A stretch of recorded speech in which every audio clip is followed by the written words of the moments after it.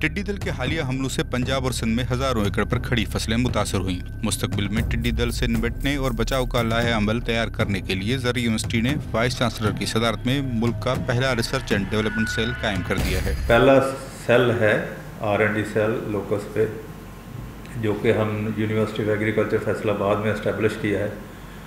और ये देखते हुए कि इसकी बहुत ज़रूरत है, क्योंकि हमारे किसी भी इदारे में 27 साल के अरसे में कोई रिसर्च जो है एज सच नहीं हुई, और जब तक रिसर्च नहीं होगी हम कोई ऐसा यानी टेंजिबल जो है सॉल्यूशन नहीं प्रपोज कर सकते। माहिरीन का कहना है कि टिड्डी दल के हमले से सैकड़ों टन खुराक ज़ाया हो गई। मॉनिटरिंग न होने और प्लांट प्रोटेक्शन डिपार्टमेंट के पास हेलीकॉप्टर्स की कमी के बायस मुअस्सर अंदाज में स्प्रे न किया जा सका, जिससे नुकसान बढ़ा। इस वक्त टिड्डी दल ने पूरे पाकिस्तान में खासा परेशान किया हुआ है, ज़मींदारों को, गवर्नमेंट को, तमाम से स्टेक होल्डर्स को।